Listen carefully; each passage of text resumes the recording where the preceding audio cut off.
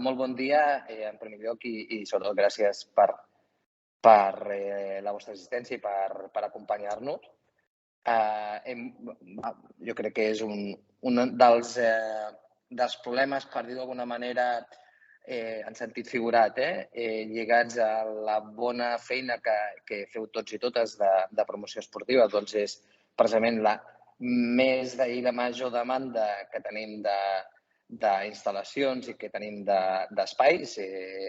Jo crec que és un problema que ens acompanya a tots els regidors i regidores i tots els tècnics i les tècniques d'esports de qualsevol municipi que es fa bé la feina.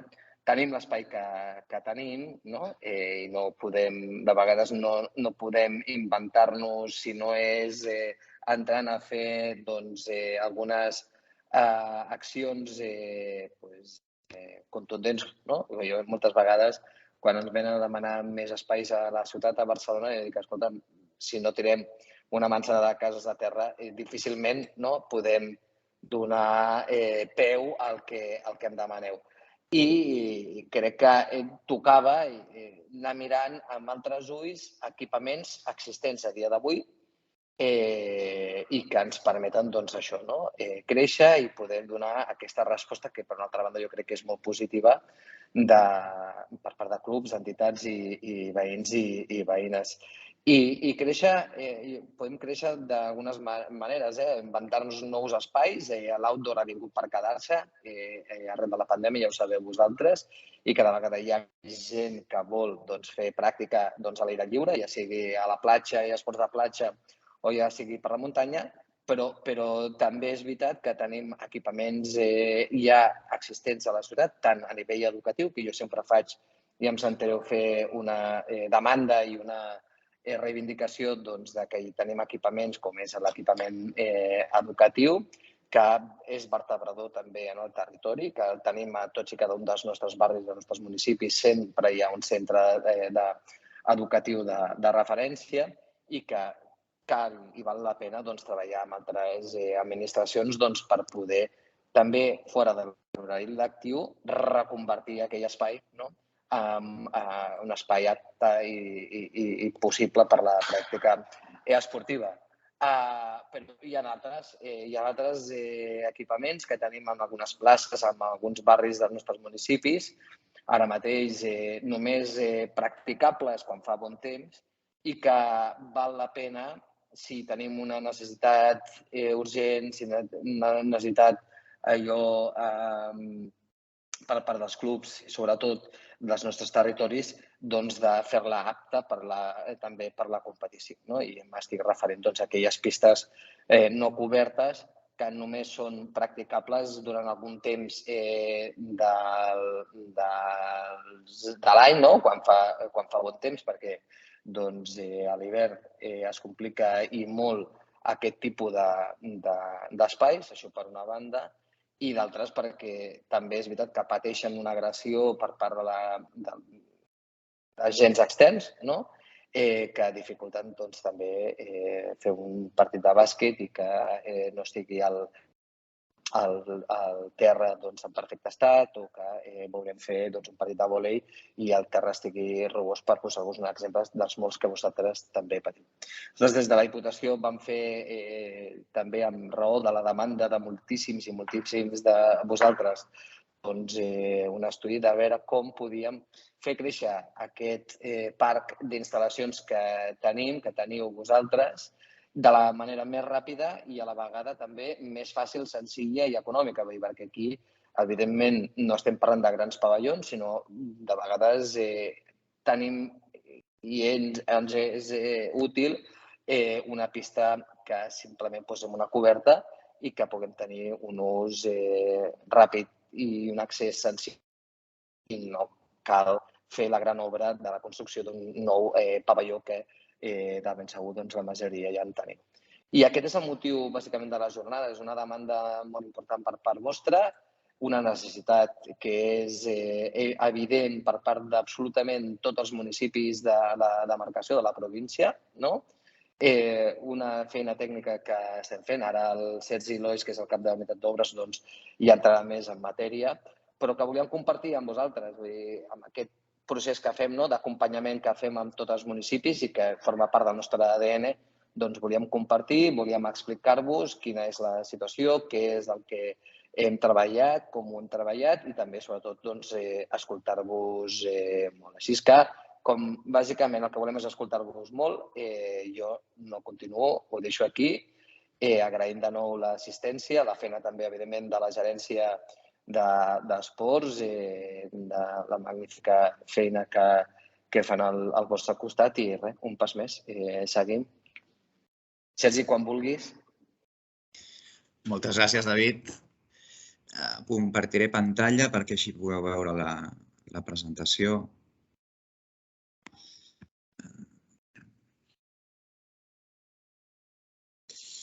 Es veu, no, la pantalla? Bé, com deia el David,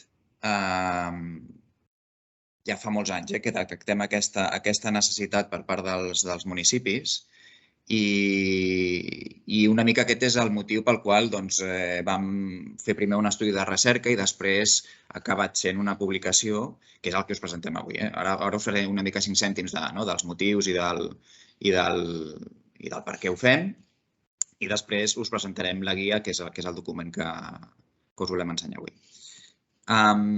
Bàsicament, el motiu de per què fem tot això és el que us explicava el David al principi, de la gran quantitat de pistes descobertes, que al final és el primer equipament esportiu que quasi qualsevol municipi té, des dels més petits fins als més grans.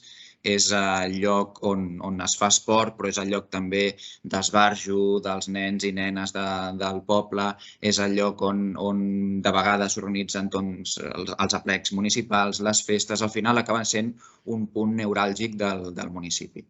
I la qüestió de cobrir aquest espai és una necessitat que ens expressen els municipis des de sempre, i es reitera aquesta necessitat i la voluntat de cobrir aquests espais. I és una mica per això pel qual vam pensar una mica de pensar en quines pautes podríem donar-vos perquè en el moment en què decidiu donar aquest pas i cobrir aquest espai per tots aquests motius, tinguéssiu eines per poder-ho fer de la millor manera possible, tècnicament, que tingueu exemples, que sapigueu quin procés es genera quan ens plantegem el cobrir aquest espai, etcètera. Volíem fer esment d'això, que al final la pista, o cobrir una pista, al final és un salt qualitatiu en aquest espai. És un espai que passa a estar cobert i que, per tant, per la pràctica esportiva segurament s'augmenten les seves hores d'ús perquè et protegeix de la pluja, et protegeix del sol. Sempre pensem parcialment, vull dir, un cobriment no és una solució com un pavelló, sinó que és una millora en aquestes condicions. I, per tant, sí que hi ha un augment en la qualitat i en les hores d'ús d'aquest espai. I també, i això és una cosa que passa a tots els municipis, sobretot aquells més petits, és un espai que acaba sent també un punt de trobada social, cultural, de les activitats comunitàries del municipi, més enllà de les activitats esportives. I és per això que és una necessitat com tan expressada per part dels municipis i, per tant, us plantegeu aquest cobriment. Tampoc no volem deixar de banda que segurament a través del temps hi ha altres necessitats que també han anat sorgint i que també ens expresseu quan ens feu demandes, com la idea de poder tenir una coberta per tenir un camp fotovoltaic, que és una de les demandes que ara ens expresseu més sovint, o també de generar un refugi climàtic, de poder generar un espai d'ombra i un espai cobert en un punt on s'hi pugui trobar la gent i es puguin fer actes. I el que comentava també el David, de la necessitat segurament d'aprofitar espais escolars que ara tenen un ús com molt vinculat a l'horari lectiu i que donant-li un gir, donant-li una nova potencialitat a través del cobriment, poden ampliar el seu horari i poden tenir altres característiques que, depèn del municipi, es poden plantejar. Per tant, una mica amb la suma de totes aquestes coses vam decidir tirar endavant aquesta guia que us presentem. No volem deixar de banda de reflexionar sempre sobre el cicle de vida que té qualsevol equipament esportiu. En aquest cas estem parlant de pistes poliesportives cobertes, però en qualsevol equipament esportiu, ja sigui gran, petit, complex, senzill, sempre ens hem de plantejar aquesta roda una mica des de l'anàlisi fins a la construcció i el manteniment d'aquest equipament. I amb això a la guia en fem esment, però és una mica la pedra angular sobre la qual heu de pensar i heu de justificar el per què cobrim i com cobrim una pista poliesportiva. I és molt important pensar, primer, analitzar les demandes que tenim, quins són els usos que tenim, quins esports practiquem, quines altres activitats volem fer, quina és l'oferta d'espais que tenim no només en el nostre municipi, sinó en el territori més proper per generar xarxa. I una vegada analitzat tot això i detectant aquestes mancances que podem tenir, planificar, que seria el següent punt. Planificar com serà aquesta coberta. I amb això, amb aquesta guia que us presentem, us donem eines de com, depenent de l'ús que acabem tenint en aquest espai, planifiquem el disseny d'aquesta pista. Com aquest cobriment pot anar creixent amb el temps. Hem de planificar tota la vida útil d'aquest equipament, perquè fer un cobriment d'una pista no és un acte espontani ni s'ha de plantejar com un acte efímer, sinó que és el principi d'una nova vida d'aquell equipament esportiu i, per tant, requereix d'una planificació a mitjà i llarg termini. I això ho hem de pensar. Hem de pensar també en el disseny, que seria com aquest tercer pas. I sobre això, ja us dic, en aquesta guia que us presentem us donem eines per pensar des de la funcionalitat, des de diferents tipus de sistemes constructius, de materials, etc. El disseny d'aquesta pista, d'aquest cobriment d'aquesta pista, ha de ser adient a la vostra necessitat i a les vostres projeccions futures. Això s'ha de construir i, per tant, cal una inversió. D'això també en parlarem, sobre quina és la inversió econòmica, sobretot, però quina és la inversió al llarg del temps que s'ha de fer en aquesta pista. En aquest sentit, en la guia que us presentarem ara hem volgut fer un esforç de quantificar els costos d'inversió que tenen aquests cobriments. Sabem que en cert punt és arriscat, perquè al final donar preus significa que has d'estar actualitzant constantment, però també hem volgut fer aquest pas perquè creiem que és bo que tingueu en el cap quines són les forquilles de preus i d'inversions que heu de tenir en compte en el moment de projectar, de pensar com ha de ser el cobriment d'una pista poliesportiva. I sobre això hem volgut fer aquest pas i quantificar-ho. I això també ens obligarà a anar actualitzant aquestes dades, però creiem que és la manera més útil i la guia més útil que podeu tenir en aquest sentit.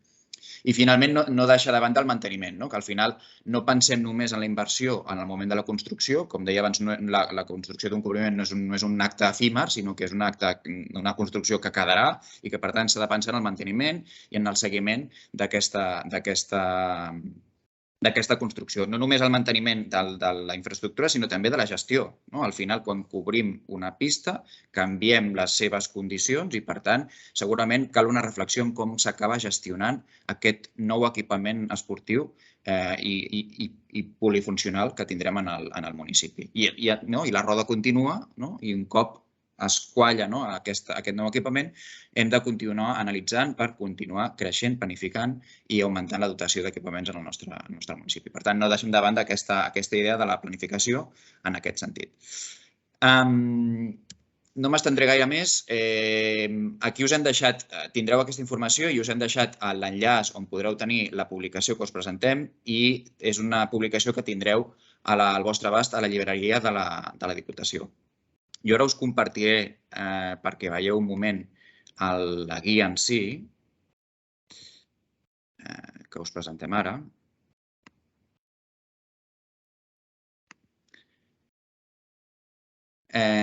Veieu la pantalla també.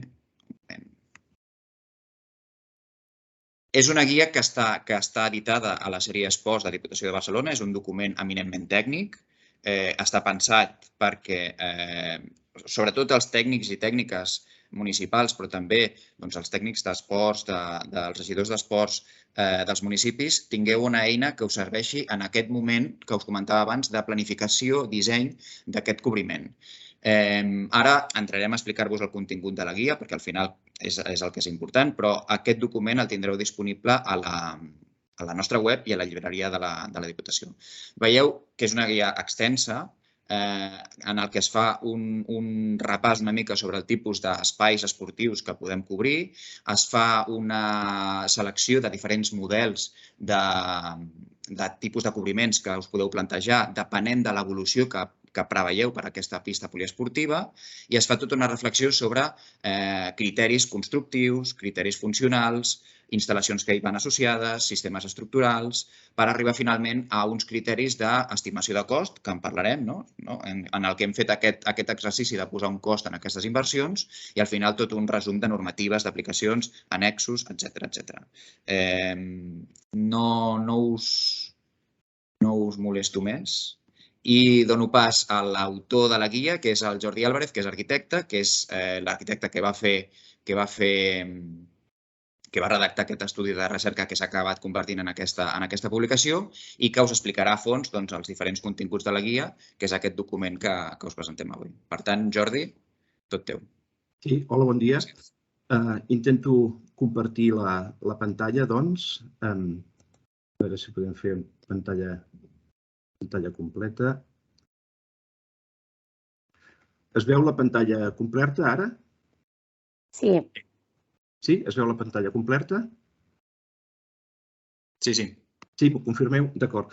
Bé, doncs, bon dia. Passem a presentar l'estudi de cobriments de pistes poliesportives. Primer de tot, en tot cas, dir-vos que en primera instància es va redactar l'estudi pel que fa a les cobertes de les pistes i després, posteriorment, es va redactar un estudi que fa referència als tancaments lleugers laterals de les pistes. D'entrada, comencem parlant dels objectius del cobriment.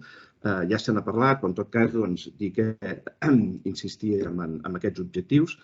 D'entrada són protegir la pista de les inclemències climatològiques, ja sigui la pluja, el sol, tot i que, com ja anirem parlant més endavant, no és suficient en cobrir la pista, sinó que posteriorment també s'haurà de protegir lateralment. Cobrir un espai genera un àmbit i, per tant, es tractaria que aquest àmbit fos confortable per a la pràctica dels diferents esports. Un altre dels objectius, tots som coneixedors de la complexitat dels horaris i els calendaris de qualsevol espai esportiu, per tant, és augmentar els usos en hores i dies de la pista poliesportiva. Un cop col·locada la coberta, també podem suspendre d'aquesta els equipaments esportius i d'enllumenat necessaris, com ara cistelles, focus, elements de so, instal·lacions, panells, etc. D'altra banda, l'últim objectiu, i el més clar, és disposar d'un espai apte per a la realització d'activitats diverses, ja sigui en un àmbit escolar, ja sigui en un àmbit municipal, pel que fa a activitats, evidentment, esportives, ja sigui de competició, d'esport base, i culturals, musicals i lúdiques. Bé, pel que fa a la planificació de la instal·lació, en tot cas, primer de tot s'hauria de fer sintèticament unes comprovacions prèvies. Pel que fa al solar, al lloc, nosaltres entenem sempre que hi ha una preexistència, que és la pista poliesportiva actual, existent. S'entén que el solar tindrà les característiques urbanístiques adequades i pel que fa a les servituds, el solar estarà lliure de càrregues i gravàmens i no hi haurà servituds ni terrestres, ni aèries, ni soterrades. Pel que fa a l'orientació, normalment les pistes poliesportives les trobarem orientades pel que fa a l'eix longitudinal, en el sentit nord-sud, i de tota manera el que es tractaria és sempre de fugir l'enlluernament pel que fa als esportistes i també per la gent que pugui estar asseguda a la graderia. En aquest sentit, sempre la graderia serà més correcte col·locar-la en el lateral oest per evitar el sol rasant de tarda. Pel que fa al terreny, a ser possible, s'evitaran terrenys amb desnivells importants per tal d'evitar costoses obres de murs de contenció de terres i haurem de ser coneixedors del subsol i més endavant, naturalment, serà perceptiu la realització d'un estudi geotècnic. Pel que fa als serveis, s'entén que el solar tindrà les escomeses dels subministraments bàsics i una xarxa de sanejament propera i a poder ser separativa. Pel que fa a l'accessibilitat, s'entén que les persones amb mobilitat reduïda hi tindran un bon accés i sempre s'haurà de fer, per anar bé, una previsió d'una zona d'aparcament. Bé, ara comentem els espais esportius a cobrir més habituals. L'espai a cobrir més habitual és la pista que en diem Pol 2, que és una pista que té un àmbit esportiu de 20 o 24 per 40 o 44 metres. Això significa que si hi annexem una graderia de públic, tindrà unes dimensions de 30 per 45 metres, vol dir això una superfície d'uns 1.300 metres quadrats. De manera que aquesta pista, en el sentit longitudinal, normalment té els marcatges de futbol sala, de handbol i de bàsquet, i en el sentit transversal normalment té els marcatges de minibàsquet o inclús voleibol. Pistes inferiors a aquesta, la Pol 2, per exemple la Pol 1, que és la que té l'àmbit esportiu de 19 per 32 metres, no les contemplem per fer cobriments. En tot cas, si existís com a preexistència una pista més petita, s'optaria per començar de zero o bé gestionar la seva ampliació. Un altre espai a cobrir que ens trobem, poder una mica menys habitual, és la pista Pol 3, és la que té, com ja sabeu, un àmbit esportiu d'uns 28 o 32 metres per 40 o 44. Vol dir que amb una graderia annexa per uns 300 seients d'espectadors signifiquen unes dimensions d'uns 40 per 45 metres i una superfície aproximada a cobrir d'uns 1.700 metres quadrats. Exactament igual que l'anterior, en el sentit longitudinal, aquesta pista permet els marcatges de futbol sala, de handbol i de bàsquet, i aquesta, al ser més ampla, en el sentit transversal, permet el marcatge de dos camps de bàsquet. Pel que fa a la planificació de les fases d'execució, considerem recomanable tenir en compte el següent. En primer lloc, consensuar el programa, sobretot a llarg termini, entre els diferents agents, ja siguin les entitats, els clubs, els responsables municipals i les administracions implicades.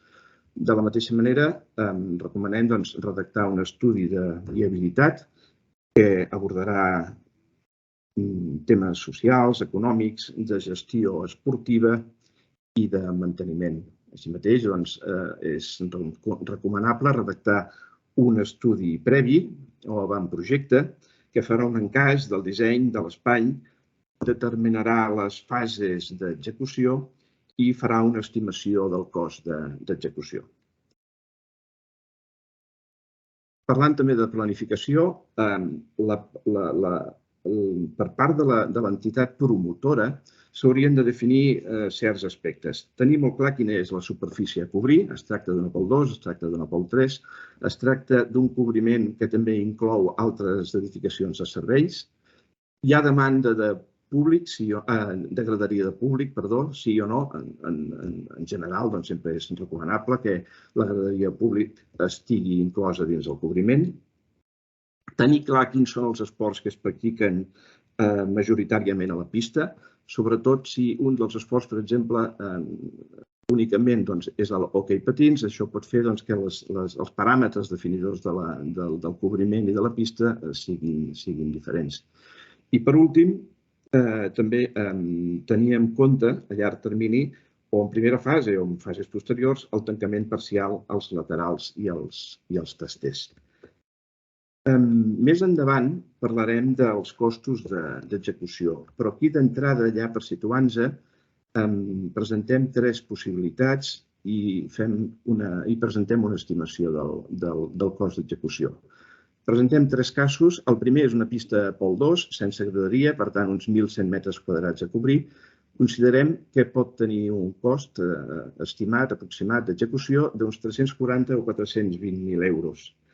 El segon cas és una pista Pol 2, aquest cas amb graderia, vol dir uns 1.300 metres quadrats a cobrir, i això tindria un cost estimat d'uns 450 o 500.000 euros. I el tercer cas, contemplem una pista Pol 3, aquest cas ja directament amb graderia, vol dir, això significa 1.700 metres quadrats a cobrir, i podria tindre un cost estimat d'uns 570-700.000 euros. Aquí, atenció, l'estudi va estar redactat l'any 2018, per tant, tots som coneixedors que a dia d'avui, juny del 22, en referència als preus del 2018, hi ha hagut un increment considerable de preus. És opinable, però fàcilment aquests 420.000 euros del primer cas podrien ser a dia d'avui 460.000 euros. Els del segon cas, aquests 500.000 euros a dia d'avui podrien ser 550.000 euros, és opinable, però més o menys pot anar per aquí. I el tercer cas, aquests 700.000 euros a dia d'avui podrien ser perfectament 770.000 euros. Bé, ara passem a comentar alguns cobriments tipus que considerem. El primer tipus és el tipus 1, que és una coberta simple d'una pista Pol 2. Ja hem dit que té sense graderia unes dimensions d'uns 40 metres per 25, amb graderia uns 45 per 30, vol dir uns 1.300 metres quadrats a cobrir. L'altura de la coberta aproximadament estarà entre els 10 i 11 metres. Pel que fa als possibles materials de l'estructura, en principi en contemplem 3. Pel que fa als suports, als pilars, contemplem el formigó prefabricat, l'acer i la fusta laminada. Pel que fa a l'estructura de la coberta, exactament igual. Formigó, acer i fusta laminada encolada. Fixeu-vos que aquests 3 materials combinats generen 6 possibilitats que en tot cas després ja anirem comentant.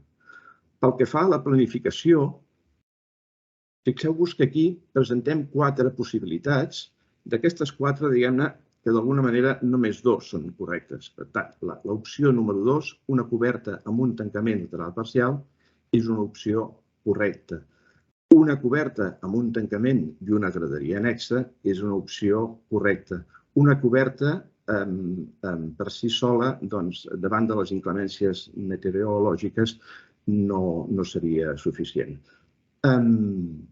Hi hauria una 5a opció, que és coberta, tancament, graderia, més, evidentment, edifici d'espais complementaris o de serveis que s'haurien de preveure en una superfície aproximada d'uns 130 metres quadrats.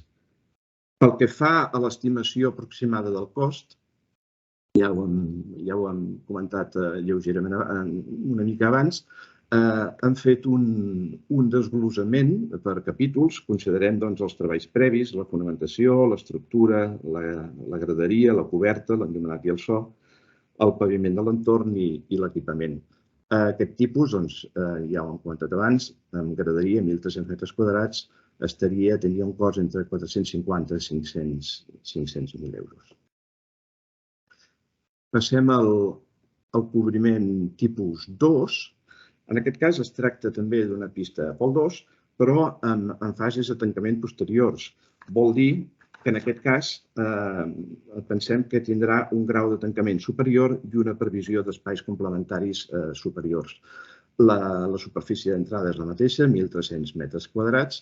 Pel que fa als possibles materials de l'estructura, en els suports, d'alguna manera, hem prescindit dels suports de fusta laminada encolada, de manera que és opinable, però en principi hem prescindit dels suports de fusta laminada encolada i de manera que les combinacions possibles de materials s'han reduït de 6 que tenim inicialment, en aquest cas a 5, que després comentarem.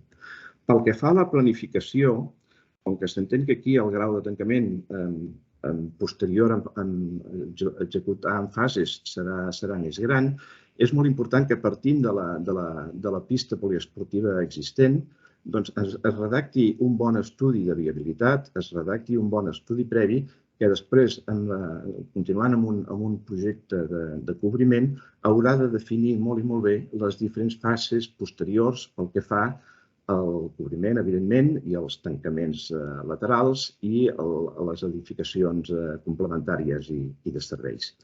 Pel que fa a l'estimació del cost, aquest és lleugerament superior, estimem que aquests 1.300 metres quadrats tinguin un cost entre 500 o 500.000 euros. La previsió d'espais de serveis pot estar en un mínim de 130 metres quadrats i un màxim de 380 metres quadrats. I per últim, passem al tipus 3, en aquest cas és exactament el mateix que havíem comentat abans, però amb una pista pel 3, per tant la superfície a cobrir és superior, són 1.700 metres quadrats. Pel que fa als possibles materials de l'estructura, han prescindit del formigó pel que fa a l'estructura de coberta. Per tant, hem reduït les combinacions possibles, hem passat de 6 a 5, ara aquí tenim 4 combinacions possibles que després comentarem.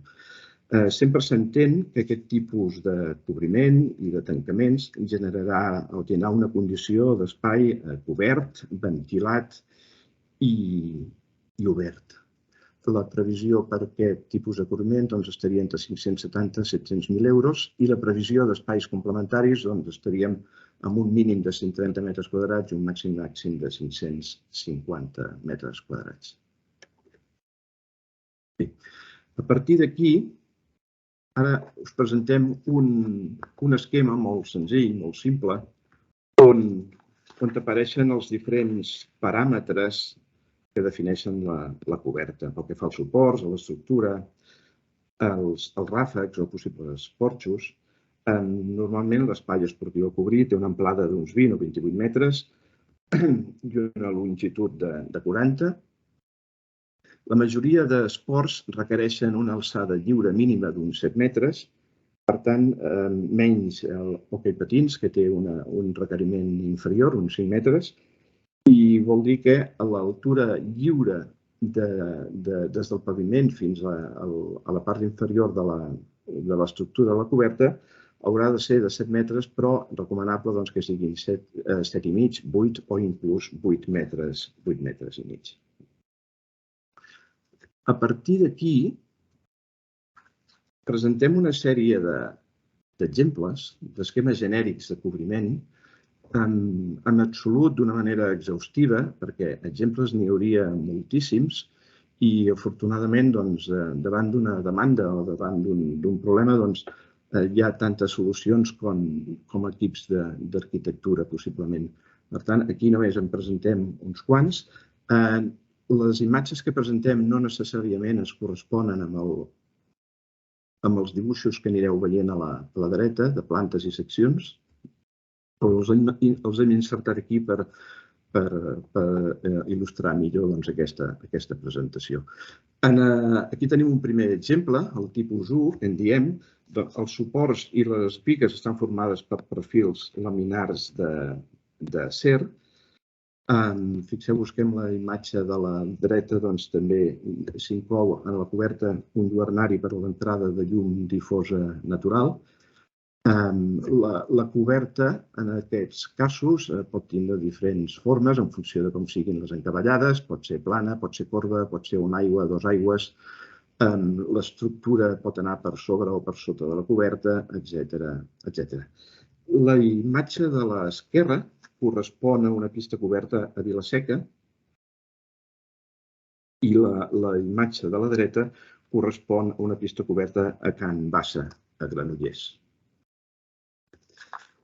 Bé, passem a explicar un altre exemple, que en diem tipus 2. En aquest cas, hi ha una combinació de materials. Les encavallades són de fusta laminada. En el primer cas és en forma corba, en el segon cas la secció és contínua.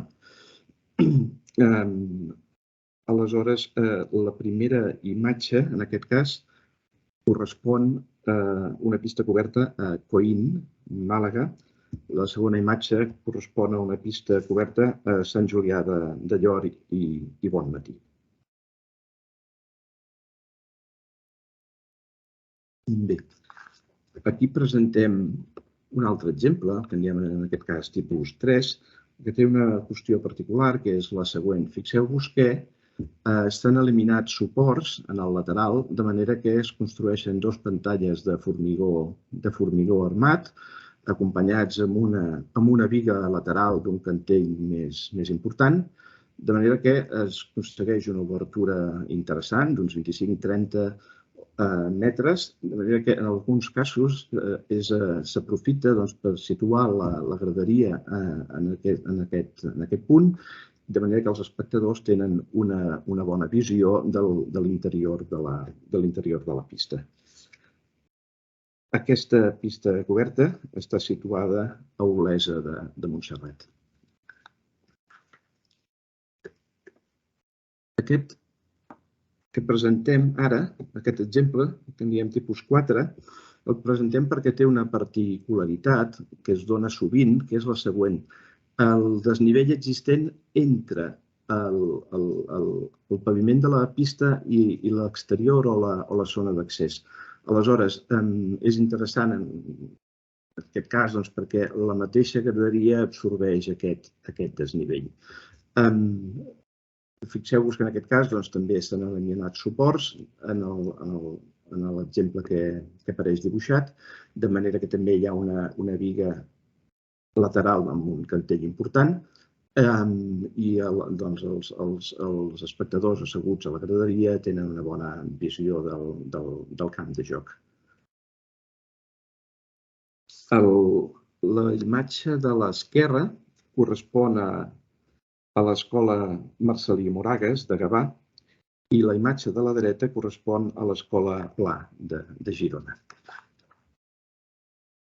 Bé, presentem un altre exemple, en diem tipus 5. Aquest és un cas força particular. Fixeu-vos que pel que fa a suports només n'hi ha 8. Aleshores, bé, és una altra opció. En aquest cas, el subsòl tenia unes característiques que demanaven d'alguna manera que la fonamentació es fes en micropilotatges. Es van fer 8 micropilotatges i sobre els ensapats es van col·locar aquests nans de formigó i sobre aquests nans de formigó es recolza tota l'estructura metàl·lica. És un cas particular perquè fixeu-vos que d'alguna manera reduïm suports, però aquesta reducció després fa que s'incrementi l'estructura metàl·lica de suport de la coberta. Aquesta pista està situada a Lliçà de Vall. Bé, presentem aquest exemple, el tipus 6, és un cas particular. En aquest cas, fixeu-vos que és una coberta lleugera, autoportant, de xapa corbada, tensada amb tirants. La particularitat d'aquesta coberta és que no necessita estructura de suport. Vol dir que només està recolzada en els dos laterals. Diguem-ne que econòmicament és favorable, però s'ha de tenir molt i molt en compte el tema de les càrregues de succió per acció del vent que inverteixen els esforços en els pilars. I, per tant, en aquest aspecte, això s'ha de tenir molt en compte i en aquest aspecte no acaba de ser tan recomanable. Ara passem al tipus 7, aquest exemple. Aquest l'insertem aquí perquè, fixeu-vos que l'estructura de coberta està formada amb perfils d'ànima plena, ja siguin de formigó o ja siguin d'acer. Aquests perfils d'ànima plena poden ser de secció contínua o poden ser de secció variable o peraltada, de manera que, a més, la forma de la coberta pot ser una aigua, dues aigües, pot ser una coberta plana, etc. En el primer cas, és una pista situada a Alcoletge, a Lleida, i el segon cas és una pista ja existent en què se li ha fet un tancament lateral a Arenys de Munt. Ara anem acabant. Tenim el tipus 8, aquí diu Pol 3, però a Pol 3 també seria vàlida per una pista a Pol 2. La particularitat d'aquest cas és que la coberta va per sota de l'estructura d'aquesta.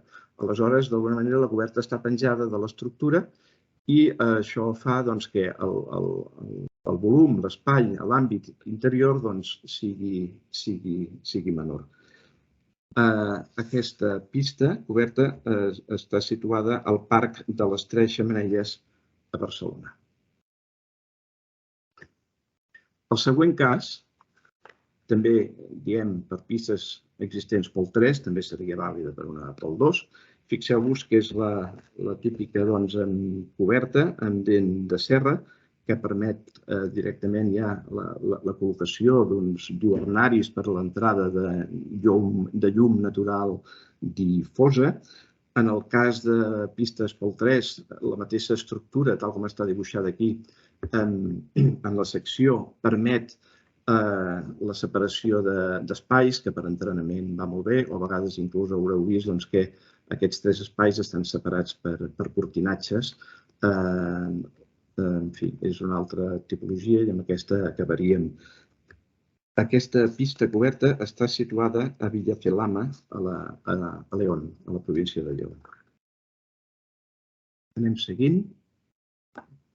Continuem. En l'estudi, de manera més exhaustiva, es van indicant els diferents criteris que considerem. Aquí, d'una manera molt sintètica, se n'han situat alguns, d'acord? N'hem col·locat alguns. Pel que fa als criteris funcionals, estimem que la pista mínima a cobrir ha de ser una Pol 2, ja ho hem comentat abans. Sempre és recomanable dins de la coberta incloure la graderia. Hem comentat també que l'altura mínima requerida per la majoria d'esports són els 7 metres, tot i que l'altura mínima recomanable estarà en 7,5, 8 o inclús 8,5 metres d'altura lliure. Pel que fa als marges de protecció, també recomanem que sigui, en la nostra opinió, de 2 metres. El marge de protecció fa referència al següent, a la distància que hi ha entre la línia de marcatge del camp de joc i qualsevol element de suport o parament o tancament. Normalment es considera correcte més o menys 1 metre, 1,5 metres, però si som més generosos en aquest aspecte, tant de bo, i 2 metres pensem que pot estar bé. Pel que fa a més criteris funcionals, sempre és important la previsió dels tancaments laterals parcials, entenent que sempre l'espai serà cobert, ventilat i obert i amb uns graus concrets de permeabilitat. I també és important tenir la previsió de construir un magatzem, mínim, diríem 15 metres quadrats, òptim, tant de bo, 50 metres quadrats. A més, com a criteri funcional, s'han de fer les preinstal·lacions necessàries, ja sigui de so o de les que puguin fer falta. Pel que fa als criteris constructius, sempre s'haurà de tenir un bon aixecament topogràfic. Serà preceptiu realitzar un estudi geotècnic. S'evitarà, sempre que es pugui, la complexitat gratuïta en el disseny de l'estructura i dels tancaments. S'evitaran, a poder ser, també materials o construccions provisionals i efímers, inclús diríem o experimentals. Les cobertes de xapa sempre seran de 2 capes, amb l'aïllament intermig.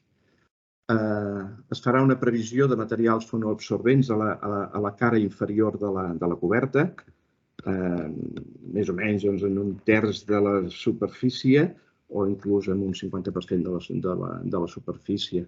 També es preveuran els ancoratges de l'equipament en el paviment i els ancoratges necessaris a l'estructura de coberta, a les cistelles, etc. I bé, això a dia d'avui enllumenat en tecnologia LED, evidentment, i l'enllumenat es recomana que sigui amb 2 enceses, una encesa per competició i una altra encesa més econòmica per entrenament. D'altra banda, també com a criteri constructiu sempre serà important preveure uns lluernaris per l'entrada de llum natural difosa. Pel que fa als criteris de manteniment, doncs els materials hauran de ser inalterables a llarg termini, resistents als impactes. L'estructura de suport recomanable, bé, això és opinable, però en principi els suports metàl·lics o de formigó prefabricat. L'estructura de coberta recomanada, opinable també, però en principi metàl·lica o de fusta laminada encolada. La coberta pot ser o bé de xapa o bé de ser prefabricat. I no és recomanable, no són recomanables en principi les cobertes de membranes tensades. El perímetre s'ha de preveure practicable perquè un elevador pugui fer les tasques de manteniment necessàries. La coberta sempre tindrà una línia de vida també per les tasques de manteniment i s'han de preveure sobreeixidors, etc. Pel que fa als criteris normatius, el solar, evidentment, urbanísticament haurà de tenir totes les condicions necessàries, haurà d'estar lliure de càrregues i servituds i el cobriment, òbviament, és una edificació i, per tant, com qualsevol edificació, ha de complir amb tots els requeriments normatius que facin necessaris. Pel que fa a la graderia, exactament igual. Haurà de complir amb la normativa del Codi d'accessibilitat, Codi tècnic, etc. I pel que fa referència al material esportiu i als ancoratges, també hauran de complir amb les normatives adients. Bé, ara, recordeu que al principi havíem comentat que teníem 3 materials bàsics, que eren el formigó, l'acer i la fusta laminada. Aleshores, aquests materials d'alguna manera ens donen 6 combinacions possibles. Aquí, d'una manera molt sintètica, hem acompanyat unes imatges per il·lustrar aquestes 6 combinacions. La primera combinació és la de formigó prefabricat pel que fa als suports i formigó prefabricat pel que fa a l'estructura de coberta. Fixeu-vos que en aquest cas tenim uns pilars prefabricats i en aquest cas una jàssera de secció variable peraltada. En el sentit longitudinal també apareixen unes biguetes prefabricades. Aquesta estructura és bastant pesant, per tant, el tema de la fonamentació tindrà un petit increment i ja sabeu que aquests pilars prefabricats van col·locats sobre uns calzes de la fonamentació. La segona combinació és la del formigó amb l'estructura metàl·lica. En aquest cas, fixeu-vos que tenim aquestes pantalles de formigó armat, acompanyades amb aquesta biga lateral de cantell important, sobre les que es recolzen les jàsseres transversals. Ara passem a una altra combinació. Aquí tenim, pel que fa als suports, formigó prefabricat, pilars de formigó prefabricat, i pel que fa a l'estructura de coberta, la fusta laminada encolada. Fixeu-vos que en aquest cas és una coberta en forma corba. Hi ha una superestructura en el sentit longitudinal també de biguetes de fusta i aquesta seria la tercera combinació possible. Aquesta imatge es correspon amb un col·legi a Centelles, a la Corunya. La imatge de la dreta és la combinació 4, on podem observar l'estructura de suports de perfils d'acer i l'estructura de coberta de jàsseres de fusta laminada encolada, en aquest cas de secció constant, i entre jàssera i jàssera, en aquest cas, el que hi ha és un sostre format per un tauler de fusta, que em sembla recordar que en aquest cas tenia uns 10 centímetres de gruix. Aquesta imatge correspon, ja l'hem vist abans, em sembla, a Sant Julià de Llor i Bonmatí. Bé, passem a una altra combinació. En aquest cas tindríem la combinació fusta-fusta. Els pilars són de fusta laminada encolada i l'estructura de coberta també. Fixeu-vos que en aquest cas, penso que d'una manera força correcta, s'han construït una sèrie de nans de formigó sobre els que es recolza el suport al pilar de fusta laminada encolada. Aquesta imatge correspon a una icastola a Donòstia, a Sant Sebastià. I per últim, amb aquestes combinacions que hem plantejat, tenim la combinació de suports metàl·lics amb estructura metàl·lica. És la més usual i, per tant, imatges per il·lustrar aquesta combinació n'hi hauria moltíssimes, perquè és la que més s'utilitza. En aquest cas, aquesta pista coberta està situada a Vila-seca. Bé, hem parlat de l'estructura. Ara parlem del sistema envolvent o envoltant, de manera que tenim diferents tipus de coberta. Aquí tampoc no som exhaustius. Materials n'hi ha moltíssims, sistemes constructius n'hi ha moltíssims. Per tant, en tot cas, aquí, d'una manera sintètica, hem insertat les més usuals. El primer tipus és la de cobertes inclinades metàl·liques. En primer lloc tenim la coberta de xapa simple. Aquesta, d'entrada, ja diríem que no és recomanable, la descartaríem. Té poc aïllament i, a més, en un dia de pluja l'efecte tambor és molt important. El següent tipus de coberta és la coberta de panells prelacats, ja siguin construïts in situ o prefabricats, amb un aïllament rígid al seu interior, que pot tenir uns gruixos variables de 4, 6, 8 i inclús uns 12 centímetres. I en qualsevol cas presentem aquesta coberta que n'hem parlat abans, que és la coberta autoportant. Aquí faria falta, no es veu, el tirant, i que ja hem comentat que econòmicament és favorable perquè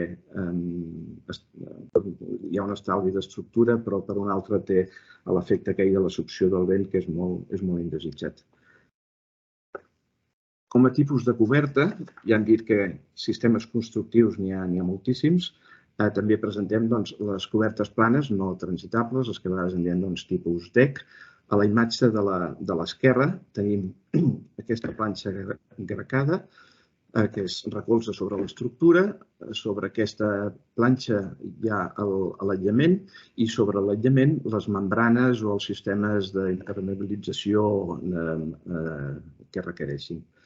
A vegades existeix el cas en què aquesta xapa gracada és substituïda per un tauler de fusta, per exemple, per un tauler de fusta tricada.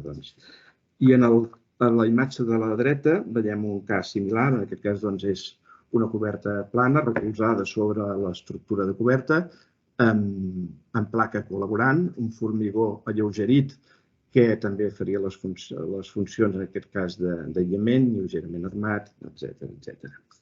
I per últim, tenim el tercer tipus, les cobertes amb membranes tensades o atirantades, són cobertes amb membranes tensades, membranes tèxtils, perdó.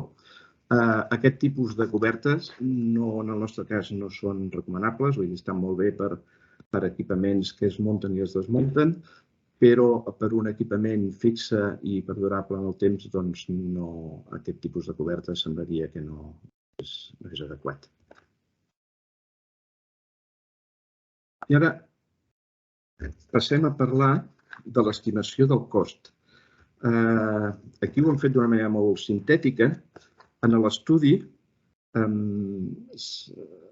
diguem-ne que el que hem fet és dibuixar una mena de prototip, que és una pista Pol 2, amb la graderia inclosa. Això significa una superfície a cobrir d'uns 30 per 45 metres. La graderia és per 200 persones. La superfície a cobrir són 1.300 metres quadrats. Estava dient que en l'estudi, totes aquestes partides que tenim aquí com a capítols, les hem anat treballant de manera que, partida per partida, s'ha anat calculant quin seria el cost aproximat d'execució d'aquest tipus de coberta. Fixeu-vos que el capítol més important és el de l'estructura, que té un 45% sobre el total, i a continuació el capítol més important és el de la coberta, que té un 20% sobre el total.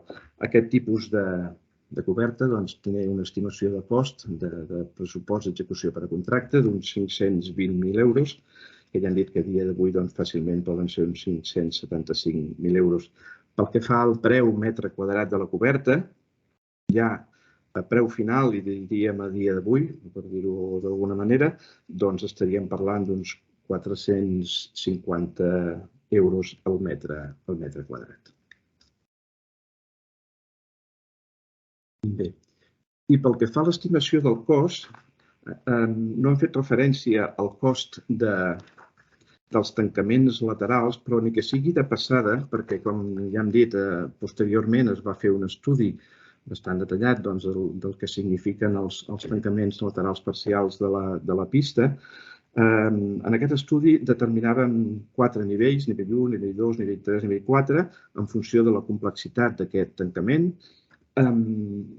Aleshores, només comentar que el cost d'aquest tancament podria estar, a dia d'avui, entre uns 200.000 o 375.000 euros.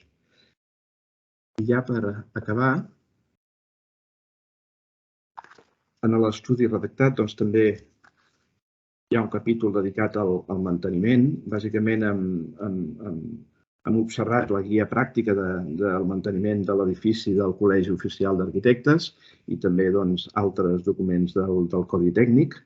En principi, el manteniment l'hem contemplat pel que fa relació a la xarxa de desguàs, a l'estructura, a la coberta i a la il·luminació, de manera que amb diferents freqüències de manteniment estimem que hi ha un cost acumulat en 10 anys d'uns 70 o 120.000 euros.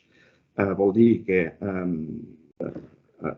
10 anys això pot significar una repercussió d'uns 7.000 o 12.000 euros l'any i aquest diferencial entre 70 i 120.000 euros fa referència, per un costat, a la complexitat que tingui la mateixa construcció i un altre si aquest equipament està situat en un ambient agressiu o no. Bé, doncs això és tot. Gràcies per la vostra atenció. Espero que hagi sigut interessant per vosaltres. En tot cas, ara donem pas al xat o a la continuació. Sí. Al xat, correcte. Sí. Isabel, vols que mirem, perquè he vist que preguntaven sobretot on podem trobar aquesta guia. Abans us he comentat que la guia la tindreu disponible, és un document, és una publicació de la Diputació, per tant la tindreu disponible a la llibreria de la Diputació, però també la teniu disponible al nostre web. Un moment, si voleu comparteixo la pantalla perquè ho pugueu veure. Si entreu a la nostra pàgina web, a l'apartat de publicacions, aquesta darrera publicació que teniu aquí penjada és aquesta guia de cobriments de pistes poliesportives. Si cliqueu, és un PDF que el podeu consultar i el contingut de la guia és aquest que us ha explicat el Jordi i és el mateix que trobareu a la guia editada a la llibreria de la Diputació. És un document que us podeu descarregar, que podeu consultar i és bàsicament, com heu vist, és un document tècnic de consulta sobre diferents tipologies, sobre exemples de construccions i perquè us serveixi, en cada cas, estudiar en concret el vostre cas particular i analitzar-lo en concret. No significa que hagi de ser un d'aquests models que heu d'escollir. Al final són exemples que hem posat sobretot per calcular els costos i per veure els dissenys i les actuacions de manteniment.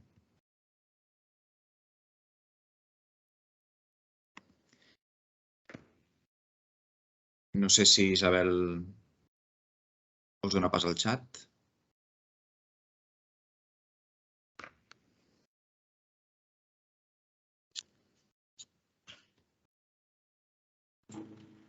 Vale.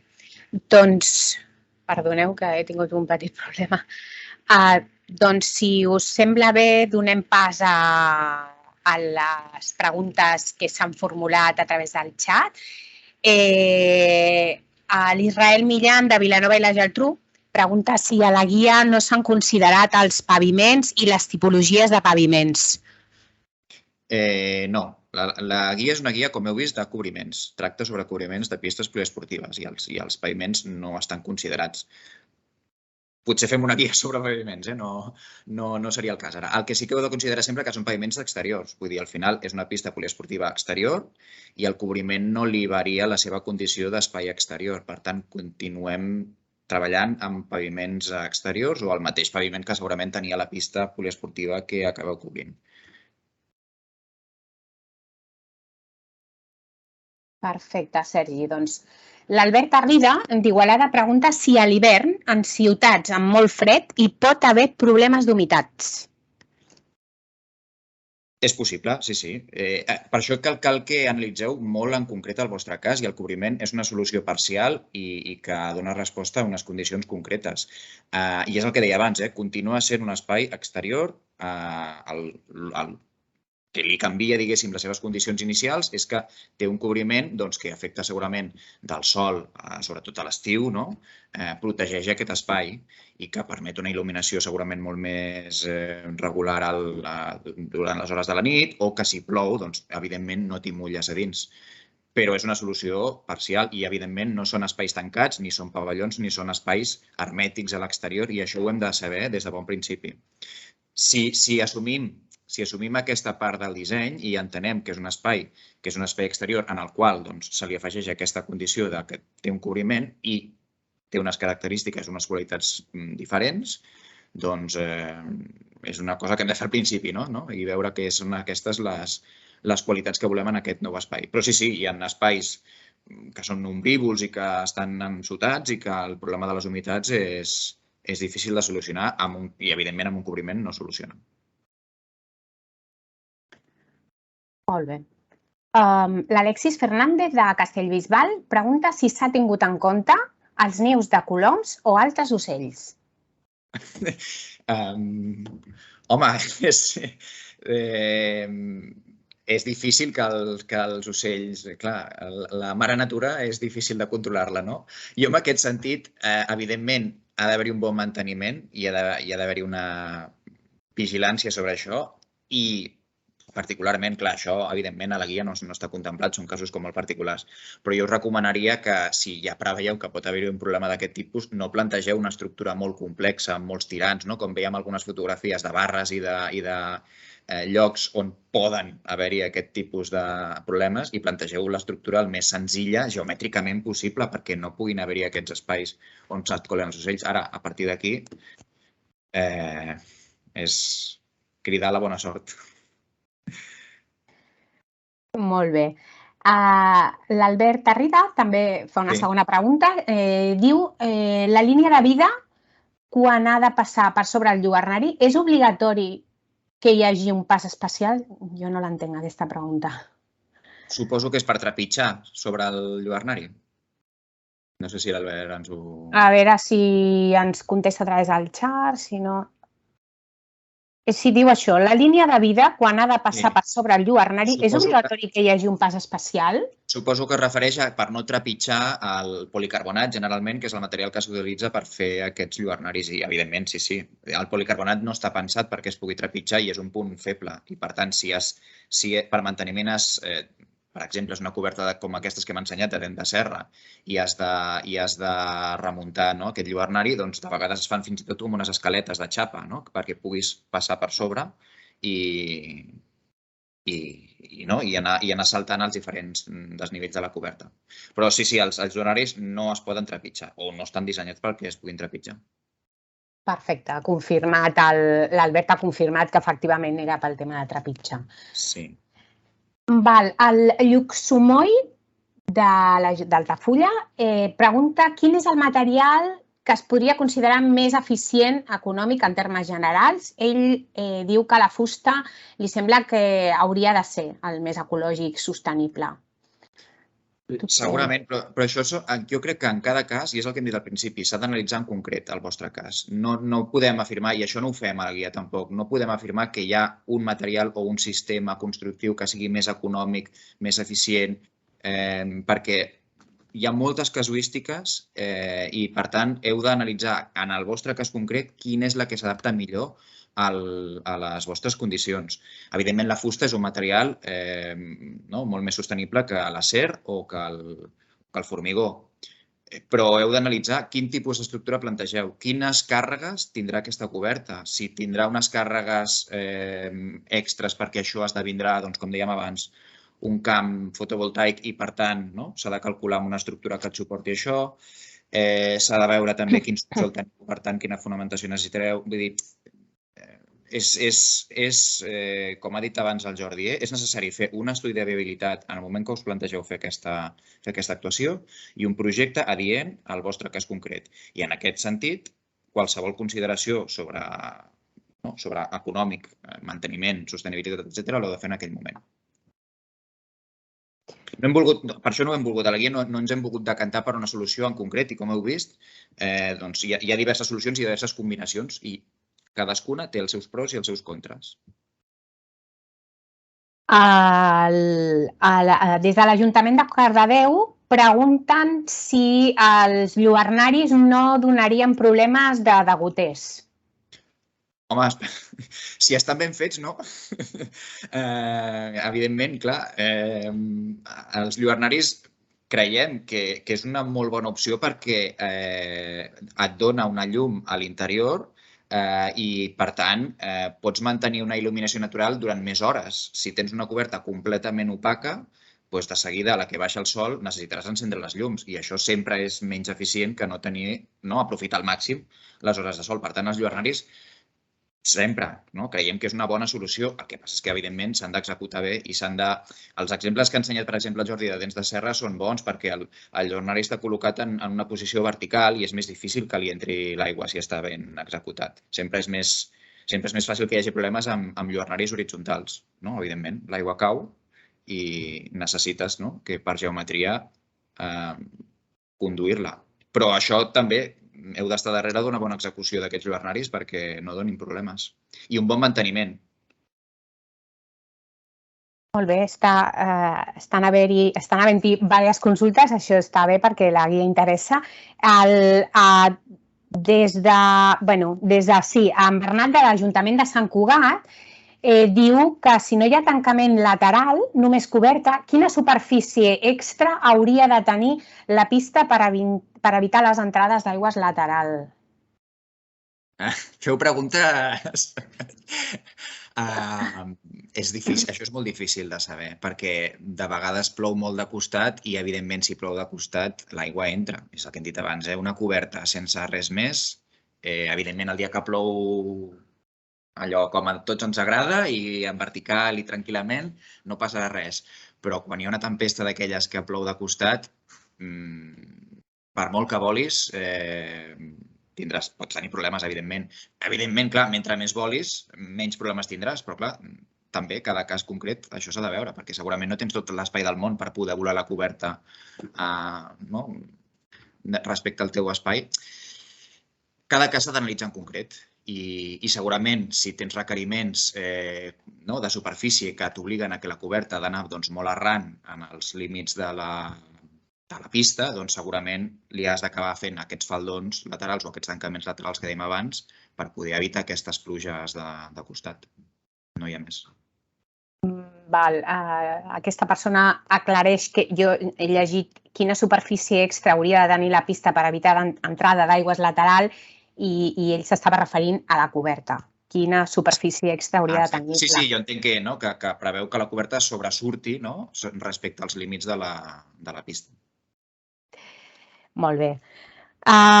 Des de l'Ajuntament de Castelldefels, a Maria Àngels Villar, diu que no li ha quedat clar quines eren les opcions quan es tracta de pistes de dimensions més petites. Una que heu comentat és mirar d'ampliar-la a pol 2, però si pel que sigui no es pot, quina altra opció s'hauria plantejat? Sí, aquesta pregunta és interessant perquè ens la vam fer quan vam començar l'estudi de recerca. Sabem que hi ha pistes més petites, que hi ha la Pol 1, que és una pista de bàsquet, bàsicament. Però majoritàriament les pistes que ens trobem al territori són Pol 2. Són la típica pista de handball, futbol sala i bàsquet. I per això vam decidir que una mica el punt d'arrencada era l'Apol 2, que era bàsicament com la referència majoritària.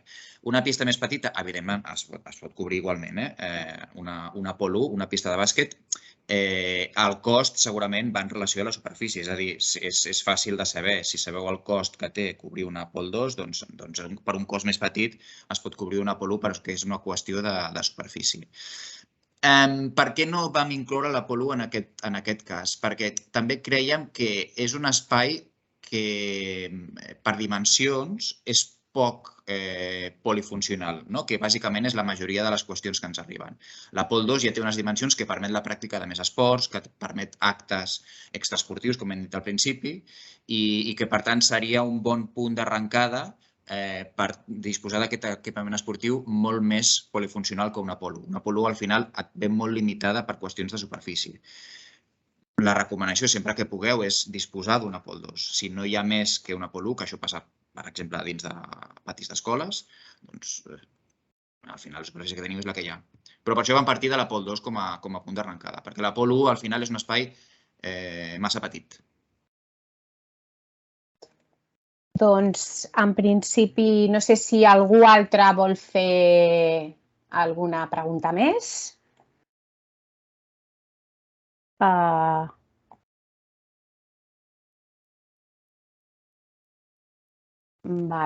Doncs, si no hi ha cap pregunta més, donarem pas a la coordinadora de l'àrea d'Educació, Esports i Joventut, la Teresa Sambola, que us farà un comiat. Molt bé, moltíssimes gràcies, Isabel. I, en tot cas, agrair en el nom del diputat David Escudé la vostra presència, aquest prop de 73 persones que ens han estat seguint al llarg de tota la sessió, i, com no, a l'autor de l'estudi, el Jordi Álvarez, i al nostre Sergi Lois i a tot l'equip d'esports per fer possible no només aquesta sessió, sinó sobretot aquesta guia bàsica, que el que volem és això, que sigui el màxim d'útil per tots vosaltres. Una guia que el que vol és que tinguem clara la planificació i la construcció d'aquests cobriments de pistes poliesportives i, com molt bé enfatitzava el Jordi, que tinguem clar no només els objectius, sinó aquesta planificació a curt i a llarg termini dels seus usos. Per tant, jo us diria, jo he après moltíssim avui a la sessió, penso que ha estat una sessió molt didàctica, que la presentació d'aquestes 9 tipologies, amb els exemples Gavà, Olesa, Lliçà, després tota aquesta combinació dels 6 materials possibles i també, com no, aquest esquema que m'ha quedat molt gravat dels criteris bàsics, tant funcionals com constructius, com materials i normatius, penso que realment serà una molt bona eina per tots aquells municipis que us vulgueu plantejar les millores amb aquests cobriments i, sobretot, també aquestes indicacions de costos que, a l'hora de la veritat, el que necessitem per les mides i pels materials és tenir unes dades aproximades de costos. Per tant, deixeu-me ja concloure que dintre de les 5 línies polítiques d'aquest mandat dels serveis d'esports, avui jo penso que n'hem acomplert 2 de molt importants. Per una part, la de promoure aquests entorns actius de serveis públics en els quals puguem fer la pràctica esportiva, tant sigui en entorns naturals com en entorns urbans. I després, la més important, la de consolidar tots els equipaments que tenim esportius, però sobretot vetllant molt perquè siguin sostenibles i perquè siguin de màxima qualitat. I jo penso que no només hem parlat de sostenibilitat i de qualitat, sinó avui també hem parlat de seguretat en aquests cobriments. I deixeu-me ja dir, anunciar-vos també en aquest sentit que no només aquestes 2 línies, sinó que penso que el tema de cobriment de les pistes poliesportives ens poden ajudar perfectament a lluitar contra el canvi climàtic. I aquí deixeu-me posar un accent.